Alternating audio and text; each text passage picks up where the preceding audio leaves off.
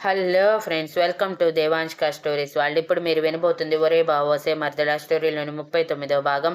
రాధగారు కంగారుగా సుధగారి నుంచి సీతని దూరం జరపడానికి ట్రై చేస్తూ వదిన ఆగు అని పిలుస్తూ ఉంటే సుధగారు ఆగకుండా, నన్ను ఆపక వదిన, వీళ్ళేదో పెద్దవాళ్ళన్నట్టు సొంత నిర్ణయాలు తీసుకుంటూ జీవితాన్ని నాశనం చేసుకుంటూ ఉంటే చూస్తూ ఊరుకుంటామా? ఇంతవరకు మన ముందు ఎంతో అన్యోన్యంగా ఉన్నట్టు కలరింగ్ ఇచ్చారు, చిన్న అనుమానం కూడా రాకుండా ఎంతలా మేనేజ్ చేశారు అని కోపంగా అన్నారు. సీత బాధగా సుధగారి ఎదురుగా నిలబడి, నిజమే అమ్మా, ఆ టైంలో మాకు మీరే ముఖ్యం అనిపించింది. మీకోసం పెళ్లి చేసుకున్నాం, కానీ ఇంతకుముందు మా మనసులో ఒకరి మీద ఒకరికి ప్రేమ ఉందని అప్పుడు తెలియలేదు. పెళ్లి తర్వాతే తెలిసింది. ఇప్పుడు మాకు విడిపోయే ఆలోచన అస్సలు లేదు. ఎందుకంటే ఒకరినొకరు విడిచి ఒక్క క్షణం కూడా ఉండలేము, విడిపోయి బ్రతకలేము. ఇప్పటికైనా నువ్వు శాంతించమ్మా. అందరూ వస్తే అందరికీ మా గురించి తెలుస్తుంది. ప్లీజ్ అమ్మా. తాతయ్య అమ్మమ్మ వాళ్ళని బాధ పెట్టడం నాకు ఇష్టం లేదు అంటూ ఉండగానే వాళ్ళ అరుపులకి పెద్దవాళ్ళు రామ్ కంగారుగా బాల్కనీలోకి రావటంతో సీత సైలెంట్ అయి టెన్షన్గా అందరి వైపు చూస్తూ ఉండగానే, ఏమైంది సుధా, ఎందుకలా అరుస్తున్నావు అని సురేంద్ర గారు అడిగారు. ఏం లేదు బావా, మన పిల్లలు చాలా పెద్దవాళ్ళయ్యారు. ఎంత అంటే మనకి కూడా తెలియకుండా చాలా విషయాలు దాచేంతలా అని కోపంగా సీత వైపు చూస్తూ అన్నారు. సీత కంగారుగా సుధగారి వైపు చూస్తూ అమ్మా ప్లీజ్ అని పిలుస్తూ ఉండగానే, అంతలా ఏం చేశారు సుధా నువ్వు ఇంత గట్టిగా అరవటానికి అని అడిగారు సూర్యనారాయణ గారు. సీతారాం ఇద్దరూ కలిసి మన దగ్గర ఒక విషయం దాచారు. అది ఎంత పెద్ద విషయం అంటే మీకు కూడా ఖచ్చితంగా కోపం వస్తుంది నాన్నగారు అని అన్నారు. ఏం విషయం దాచారు? ఎందుకు కోపం వస్తుంది? అసలు ఈ సస్పెన్స్లు ఏంటి? కొంచెం వివరంగా చెప్తారా? అసలే ముసలి వాళ్ళం, ఇప్పుడే టపా కట్టించేలా ఉన్నారు మీ డిస్కషన్తో అని విసుగ్గా అన్నారు మహాలక్ష్మి గారు. ఆవిడ మాటలకి సీతకి నవ్వు వచ్చి ముసిముసిగా నవ్వుకుంటూ నోటి మీద చేతులు పెట్టుకుని రామ్ వైపు చూసేసరికి రామ్ గుడ్లుర్మి చూస్తూ నవ్వద్దు అని సైగ చేసి సుధగారి వైపు చూస్తూ, ఇంతకి మేము ఏం దాచాము అత్త, నీకింత కోపం రావటానికి అని అయోమయంగా అడిగాడు. ఏం లేదని అడుగురాం. నువ్వు నీ పెళ్ళాం కలిసి హనీమూన్ ప్లాన్ చేశారంట కదా, మేము రాగానే నువ్వు అది క్యాన్సిల్ చేశావని చెప్పావంటే కదా. సీత ఈజీగా తీసుకోలేక మీరు హనీమూన్కి వెళ్ళాలి పోవాలంట. అదే నీతో చెప్తే నువ్వు అరిచావంట కదా, అందుకే మాతో డైరెక్ట్గా చెప్తుంది మమ్మల్ని ఇక్కడి నుంచి వెళ్ళమని. అదేదో మాకు ముందే అని ఉంటే మేము అసలు ఇక్కడికి వచ్చేవాళ్ళం కాదు కదా. అలా చెప్పకుండా ఇప్పటికిప్పుడు చెప్పి వెళ్ళమంటే ఎలా వెళ్తాము అని సీత వైపు చూసేసరికి అప్పటి వరకు టెన్షన్గా ఉన్న సీత ప్రశాంతంగా ఊపిరి పీల్చుకొని సుధగారిని గట్టిగా హత్తుకొని, అలాంటిదేమీ లేదమ్మా, నువ్వు ఎన్ని రోజులు కావాలంటే అన్ని రోజులు ఇక్కడే ఉండు, కానీ మేం మాత్రం బయటికి వెళ్తాము అని అందరికీ వినిపించేటట్టు చెప్పి, ఆమెకు మాత్రమే వినిపించేటట్టు చిన్నగా, ప్లీజ్ అమ్మా, మా విషయం ఎవ్వరికీ చెప్పకు, అనవసరంగా అందరూ బాధపడతారు, అండ్ నేను బావని చాలా ప్రేమిస్తున్నాను, ప్లీజ్ ఏ వైల్డ్ డెసిషన్ తీసుకోకు అని అడిగింది. అందుకే చెప్పలేదు, లేకపోతే ఈ పాటికి నీ పని నా చేతుల్లో అయిపోయి ఉండేది అని సీతని దూరం జరిపి సూర్యనారాయణ గారి వైపు చూసేసరికి ఆయన కోపంగా సుధగారి వైపు చూస్తూ, ఇంత చిన్న విషయానికి ఇంత పెద్ద రాద్ధాంతం చెయ్యాలా సుధా? అదేదో చిన్నపిల్ల, దాని మాటలు పట్టించుకుంటామా ఏంటి? ఆ హనీమూన్ ఏదో 4 సార్లు 4 రోజుల తర్వాత వాళ్ళే ప్లాన్ చేసుకుంటారులే, మనం 4 రోజులు ఉండి ఇక్కడి నుంచి వెళ్దాము అని అన్నారు. వీరేంద్ర గారు ఆలోచిస్తూ, లేదులే నాన్న, మనం వెళ్దాం. పాపం వాళ్ళకి ఎప్పుడో కానీ ఖాళీ దొరకదు. సీత అంత ఇదిగా చెప్పిందంటే ఇప్పటికి లీవ్స్ దొరికాయేమో. పిల్లల ఇష్టాన్ని కాదనటం ఎందుకు చెప్పండి? ఈ వయసులో కాకపోతే ఇంకే వయసులో వాళ్ళు ఇలాంటి సరదాలు తీర్చుకుంటారు అని అన్నారు. అప్పటికే సీత మాటలకి షాక్ అయిన రామ్ వీరేంద్ర గారి మాటలకి షాక్ నుంచి తేరుకొని కంగారుగా సీత వైపు చూస్తూ, ఏం మాట్లాడుతున్నావు సీత? హనీమూన్ ఏంటి అని అడుగుతుంటే సీత అమాయకంగా కళ్ళు టపటపా కొడుతూ, నువ్వే కదా బావా 1 వీక్ లీవ్ తీసుకుని అలా అలా ఎంజాయ్ చేయటానికి ట్రిప్ ప్లాన్ చేశావు. అదే హనీమూన్గా ఫీల్ అవ్వమని కూడా చెప్పావు కదా. అమ్మ వాళ్ళు వచ్చేసరికి క్యాన్సిల్ చేస్తానన్నావు, కానీ నాకు ఇష్టం లేదు. నువ్వు ఎంతో కష్టపడి ఇన్ని రోజుల తర్వాత ప్లాన్ చేసింది ఫ్లాప్ అవ్వటం, ఈ ట్రిప్ క్యాన్సిల్ చేయటానికి నేను ఎంత మాత్రం ఒప్పుకోను. అందుకే అమ్మ వాళ్ళతో మాట్లాడటానికి ఇలా వచ్చాను. ఇప్పుడు అందరికీ తెలిసింది అని అంది. రామ్ పళ్ళు నూరుకుంటూ, అలా అయితే 1 వీక్ లీవ్ క్యాన్సిల్, వేరే 1 వీక్ తీసుకుందాము. వచ్చిన వాళ్ళని మధ్యలో వెళ్ళిపోమనటం బాగుండదు. మీరు ఇక్కడే ఉండండి తాతయ్య, ఎన్ని రోజులు కావాలంటే అన్ని రోజులు ఉండండి. మధ్యలో ఇలా వెళ్ళిపోతే ఏం బాగుంటుంది చెప్పండి అని అన్నాడు.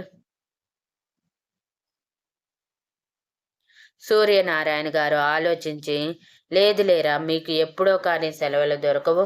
అలా దొరికిన టైంలోనైనా మీరు హ్యాపీగా ఉండకపోతే మేమెలా సంతోషిస్తాం చెప్పండి. మీరు సంతోషంగా ఉంటేనే కదా మేము సంతోషంగా ఉండేది. పైగా ఈ హడావిడి జీవితంలో దొరికే 4 క్షణాలైనా ప్రశాంతంగా బ్రతకాలి కదా.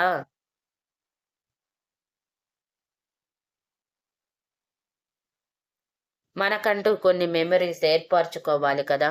అందుకే రేపు మేము సాయంత్రం వెళ్తాము.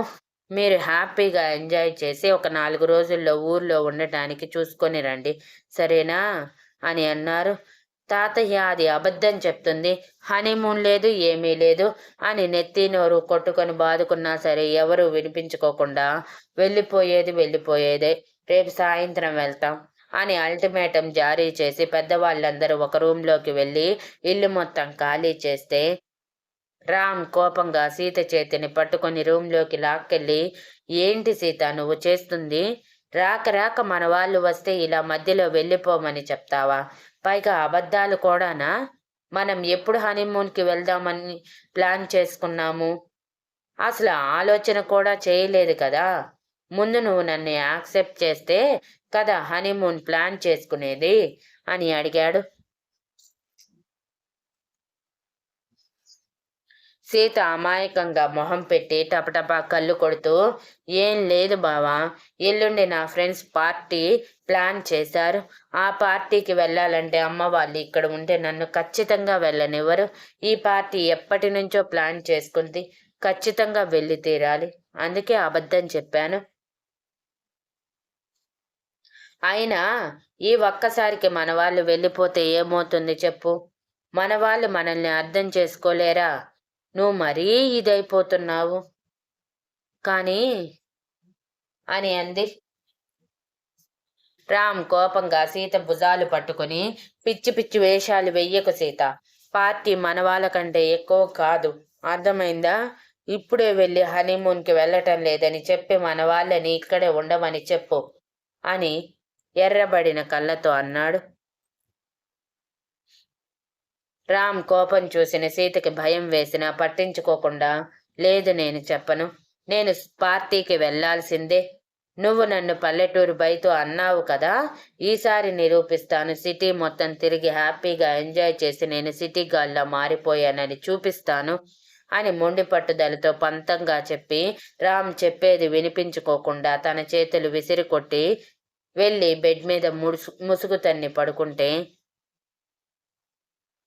రామ్ కోపంగా తన జుట్టు పిడికిలిలో బిగించుకొని సీత సీత అని అంటూ వెళ్ళి తన పక్కన కూర్చొని తన భుజం మీద చేయి వేసి, చెప్పేది విను సీత, పాపం మన వాళ్ళు ఎంత బాధపడతారు చెప్పు, ఇలా మధ్యలో వెళ్ళిపోతే. మన వాళ్ళని అలా బాధ పెట్టచ్చా చెప్పు. అందుకే చెప్తున్నాను మా మరోసారి పార్టీ చేసుకుందాం. కావాలంటే నీకోసం నేనే పార్టీ అరేంజ్ చేస్తాను, ప్లీజ్ చెప్పేది విను అని అన్నాడు. నేను వినను. నువ్వు ఎన్ని చెప్పినా నేను వినను బావా. నేను ఒక్కసారి ఫిక్స్ అయ్యాను అంటే అది జరిగి తీరాలి. నీకు తెలుసు కదా నేను ఎంత మొండిదాన్నో. నువ్వు ఆ అమ్మ వాళ్ళని ఇక్కడ ఉంచినా సరే, ఎల్లుండి వాళ్ళు ఎదురుగానే వాళ్ళని ఎదిరించి పార్టీకి వెళ్తాను. అప్పుడు ఇంతకంటే ఎక్కువ బాధపడతారు. ఆ తర్వాత నీ ఇష్టం అని కోపంగా చెప్పి రామ్ చెప్పే మాటలు వినిపించుకోకుండా కళ్ళు మూసుకుంది. సీత పంతం పట్టుదల తెలిసిన రామ్ తల పట్టుకొని, చిన్నప్పటి నుంచి పంతం పట్టుదల మాత్రం వదలలేదు. ఒక్కసారి ఒకటి అనుకుంటే అది అనుకున్న సమయానికి జరిగిపోవాల్సిందే. ఛా, ఇది నా మాట వినదు, అటు వాళ్ళు నా మాట వినరు, మధ్యలో నేను చస్తున్నాను అనుకొని విసుగ్గా పడుకోగానే సీత వచ్చి రామ్ గుండెల మీద తల పెట్టుకుని నడుం చుట్టూ చేతిని వేసి కళ్ళు మూసుకొని గుడ్ నైట్ బావా అని ముద్దుగా మొహం పెట్టి చెప్పింది. అప్పటి వరకు చిరాకుగా ఉన్న రామ్ సీత మొహం చూసి మనసు ప్రశాంతంగా మారి తన నుదిటి మీద ముద్దు పెట్టి, ఈ ఒక్కసారికి ఒప్పుకుంటున్నాను. మరోసారి ఇలా అమ్మ వాళ్ళ ముందు కానీ అత్త వాళ్ళ ముందు కానీ బిహేవ్ చేస్తే అస్సలు బేర్ చేయను సీత అని సీరియస్గా చెప్పి కళ్ళు మూసుకుంటే, సీత తనలో తానే నవ్వుకుంటూ ప్రశాంతంగా కళ్ళు మూసుకుంది.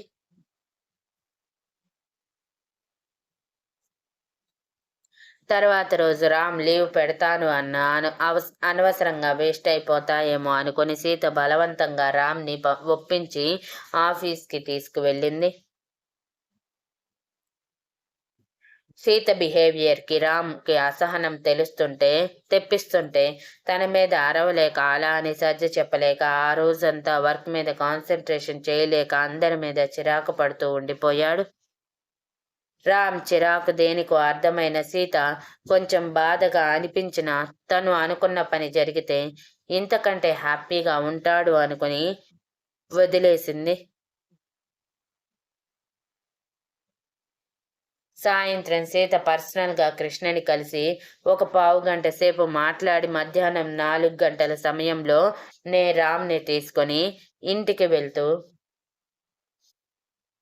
ఎక్కడికి వెళ్తూ పర్మిషన్ తీసుకోలేదని చెప్పినా, నేను పర్మిషన్ అడిగాను, వెళ్దాం పద బావా అని బలవంతంగా ఇంటికి తీసుకువెళ్ళిపోయింది. 2 గంటల సేపు తన పేరెంట్స్తో గడిపి తర్వాత అందరూ బయలుదేరి వెళ్ళిపోయాక హడావిడిగా సీత బ్యాగ్స్ సర్దేసి రామ్ చేతిని పట్టుకుని, బావా నా ఫ్రెండ్ ఊరికి వెళ్తుందంట, అర్జెంటుగా రమ్మని చెప్పింది. తన డ్రెస్సెస్ నా దగ్గర కొన్ని ఉండిపోయాయి, అవి ఇచ్చేసి వద్దాం పద అని చెప్పి రామ్కి మాట్లాడే ఛాన్స్ ఇవ్వకుండా తీసుకొని వెళ్ళిపోయింది.